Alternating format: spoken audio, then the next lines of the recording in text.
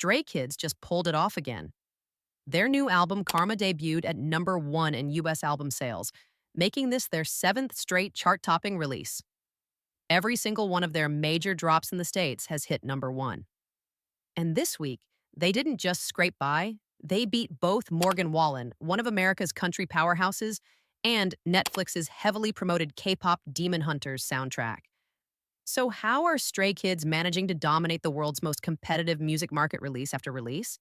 And why does this win over another K-pop branded project backed by Hollywood feel like a bigger statement than usual? The question now is simple. Are Stray Kids the most consistent K-pop act in the US right now? Or is there still another group in the running? Let's break it down.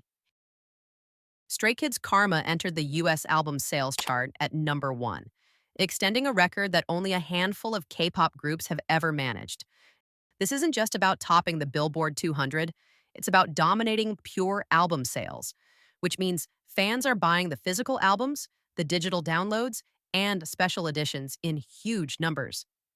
The group moved enough units to not only secure first place, but also fend off Morgan Wallen, one of America's biggest country stars, and the soundtrack to K-Pop Demon Hunters, a Netflix animated film that had been making waves with its star-studded collaborations.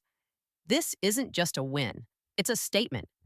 Stray Kids are no longer chasing the US market, they're holding it. To understand how big this is, let's put it into perspective. In the US, K-pop acts rarely see consistent dominance.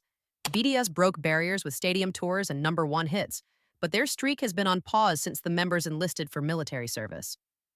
Blackpink has crushed touring numbers, but hasn't consistently topped sales charts with every release. Stray Kids, meanwhile, have been building a reputation as the US chart kings for fourth-gen K-pop. From Ordinary to Maxident to Rockstar, each release has hit #1 in US sales. And now with Karma, they've proven it's not luck or timing, it's consistency. At the same time, K-Pop Demon Hunters was supposed to be a big challenger. It's a Netflix project tied to Hollywood, marketed to both K-pop fans and general animation audiences. Soundtracks often do well, especially when promoted globally. But even with that push, it couldn't outpace Stray Kids. Three reasons stand out. First, their fan base, Stays, are one of the most organized fandoms in K-pop, mobilizing around every release with mass purchases and streaming goals.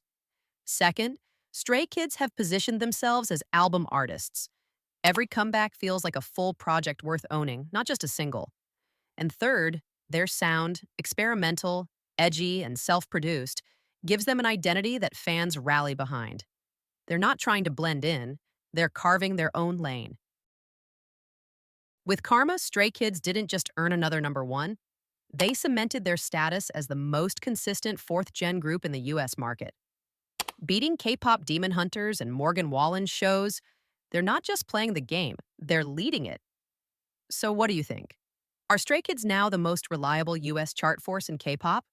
Or is someone else still in the race? Let me know in the comments.